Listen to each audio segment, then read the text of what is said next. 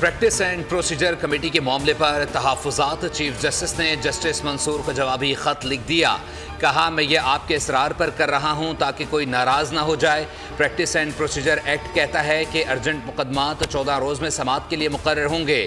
Justice منیب اختر نے urgent آئینی مقدمات سننے سے انکار کیا اور چھٹیوں کو فوقیت دی اور سپریم کورٹ کی روایت کے برعکس سینئر ایڈ ہاک ججز کا احترام نہ کیا. جسٹس منیب اختر نے کمیٹی کے ایک معزز رکن سے غیر شائستہ اور نامناسب رویہ اختیار کیا. عبور حکم جاری کر کے 11 بجے تک کام کرتے ہیں.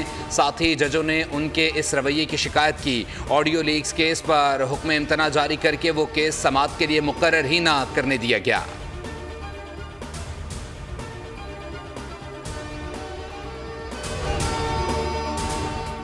تحریک انصاف نے پریکٹس اینڈ پروسیجر صدارتی آرڈیننس کو سپریم کورٹ میں چیلنج کر دیا. بیرسٹر گوہر نے صدارتی آرڈیننس کے خلاف آئینی درخواست سپریم کورٹ میں دائر کی.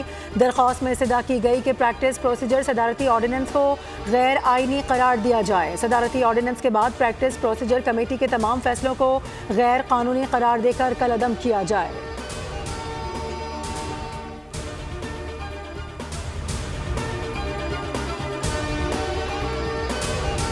الیکشن کمیشن نے سپریم کورٹ سے رہنمائی مانگ لی. چیف الیکشن کمشنر کی زیر صدارت اجلاس میں سپریم کورٹ سے رجوع کا فیصلہ.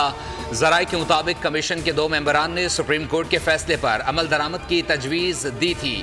الیکشن کمیشن کی قانونی ٹیم کی تجویز پر متفرق درخواست دائر کرنے کا فیصلہ کیا گیا ہے.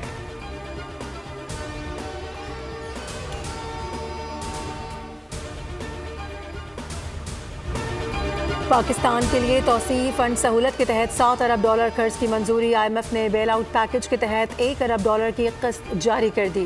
اعلامیہ کے مطابق پاکستان کے لیے نیا قرض پروگرام 37 ماہ پر مشتمل ہے. پاکستان میں معاشی شرح نمو 2.4% تک پہنچ گئی. MD IMF کرسٹالینا جارجیوا کی پاکستان کو مبارکباد. کہا پاکستانی معیشت درست سمت پر گامزن ہے.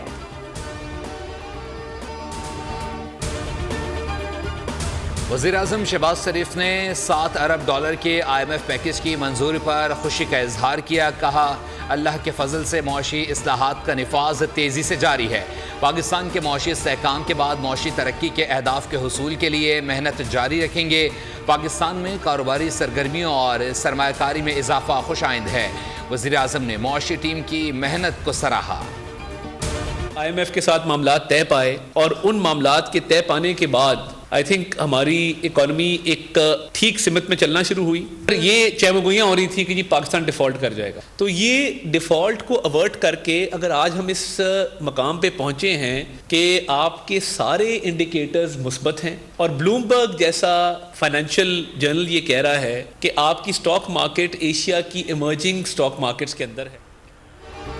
IMF سے معاہدے کے بعد معیشت ٹھیک ہونا شروع ہوئی. بلومبرگ نے پاکستان کی معیشت کو مضبوط قرار دیا. وزیر اطلاعات عطا تارڑ کی نیو یارک میں نیوز کانفرنس. کہا باتیں ہو رہی تھیں کہ پاکستان ڈیفالٹ ہو رہا ہے. اب دنیا پاکستان کی تعریف کر رہی ہے. دہشت گردی کی جنگ میں ہماری اکانومی کو نقصان ہوا. PTI کو بھی تنقید کا نشانہ بنایا. کہا کیا سیاستدانوں کا یہی کام رہ گیا ہے کہ نفرتیں پھیلائیں، گالیاں دیں.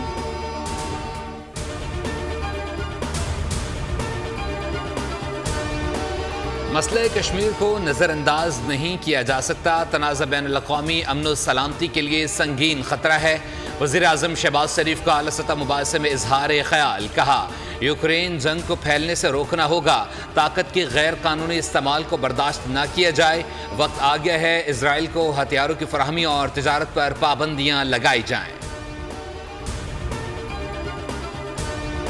وزیر اعظم کی فلسطینی صدر محمود عباس سے ملاقات. غزہ میں اسرائیلی جارحیت کی شدید مذمت. وزیر اعظم نے کہا اقوام عالم فلسطین کی آزاد ریاست کی تشکیل یقینی بنائیں.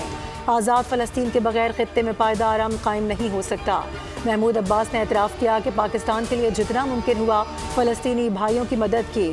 عالمی برادری کے سامنے بھی پاکستان نے فلسطین کی حمایت کی.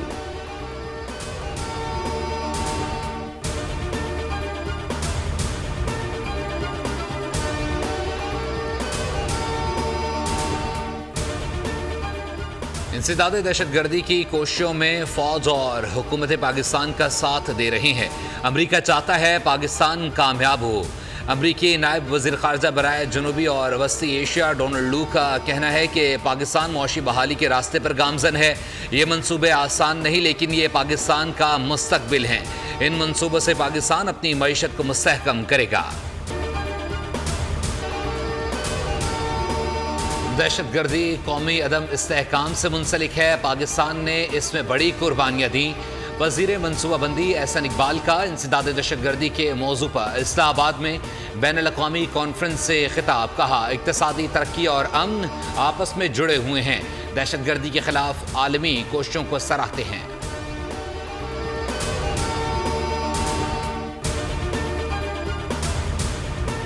وائس چانسلرز کی تعیناتی پر گورنر کو جس پر اعتراض تھا مسترد کر سکتے ہیں. وائس چانسلر کی تعیناتی پر سارا معاملہ پنجاب یونیورسٹی کا ہے. گورنر اپنا وائس چانسلر لگوانا چاہتے ہیں. وزیر اعلیٰ پنجاب مریم نواز کا گورنر پنجاب کو جواب. کہا ہر کام میرٹ پر کرتی ہوں. گورنر پنجاب نے پریس کانفرنس میں کہا تھا کہ میری کسی کو وائس چانسلر لگانے کی کوئی خواہش نہیں. میری کوشش ہے کہ میرٹ پر وائس چانسلرز لگیں. میرا کوئی مفاد نہیں, صرف میرٹ پر تعیناتیاں چاہتا ہوں.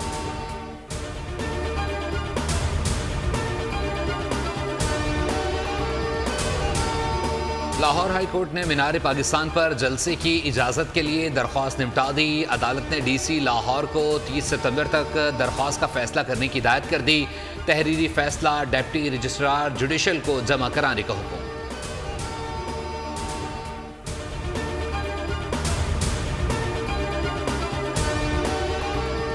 اسلام آباد ہائی کورٹ نے شہید ذوالفقار علی بھٹو یونیورسٹی کو ایم ڈی کیٹ کے نتائج جاری کرنے کی اجازت دے دی. جسٹس ارباب محمد طاہر نے استفسار کیا کسی اور صوبے میں ایسا کچھ نہیں ہوا, صرف یہاں ایسا کیوں ہوا؟ آپ ایک کمیٹی بنائیں جو اس معاملے کو دیکھے گی. جسٹس ارباب طاہر کی رجسٹرار یونیورسٹی کو ہدایت.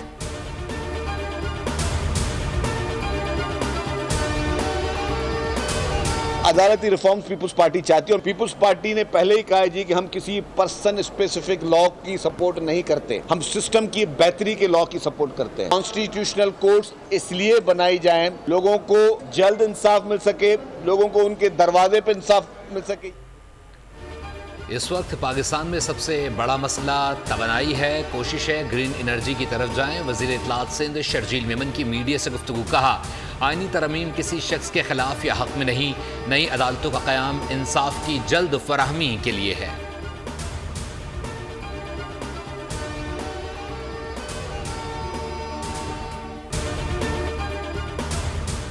مطالبہ ہے کہ الیکٹرک کا لائسنس فوری منسوخ کیا جائے. لوڈ شیڈنگ کا خاتمہ ہونا چاہیے. امیر جماعت اسلامی کراچی منم ظفر کی نیوز کانفرنس. کہا لوگوں پر ظلم کے پہاڑ توڑے جا رہے ہیں. 29 ستمبر کراچی کی مرکزی شاہراہوں پر احتجاجی مظاہرہ کریں گے.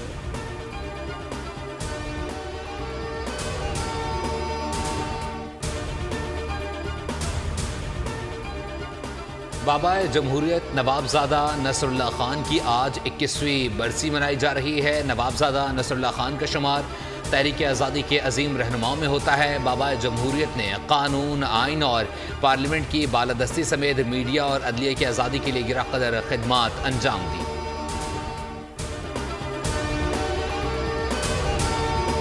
لبنان میں اسرائیل کے تازہ حملے, 72 افراد شہید, متعدد زخمی. لبنان کی وزارت صحت کے مطابق مجموعی طور پر شہداء کی تعداد 620 جبکہ 1800 سے زائد افراد زخمی ہیں. لبنانی وزیر خارجہ نے کہا لبنان میں اسرائیلی بمباری سے قریب 5 لاکھ لوگ بے گھر ہو چکے ہیں.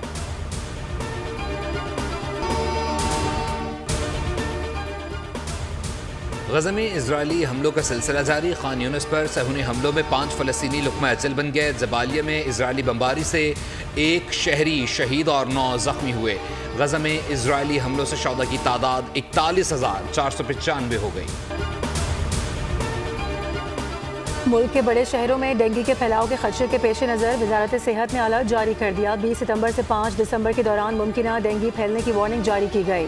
گزشتہ 24 گھنٹے کے دوران پنجاب میں ڈینگی کے 126 نئے کیسز سامنے آئے. راولپنڈی میں دوران علاج ایک خاتون چل بسیں.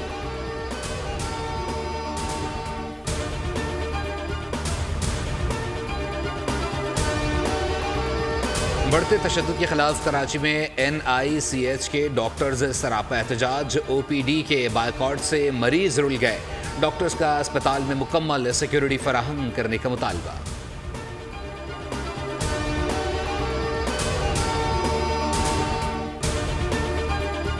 Arts council of Pakistan Karachi کے زیر اہتمام ورلڈ کلچرل فیسٹیول سج گیا. 30 اکتوبر تک جاری میلے میں 40 ممالک شرکت کریں گے. 450 سے زائد فنکار پرفارم کریں گے. پاکستان اور بین الاقوامی theatre, fine art, music, dance, qawwali, sarangi اور بانسری جیسے ساز بھی فیسٹیول کو 4 چاند لگائیں گے. پاکستانی باکسر عثمان وزیر کی ایک اور کامیابی، بینکاک میں جاری ویلٹر ویٹ فائٹ جیت لی. عثمان وزیر نے بھارتی باکسر کو ناک آؤٹ کیا. عثمان وزیر نے مسلسل 14ویں فائٹ اپنے نام کی.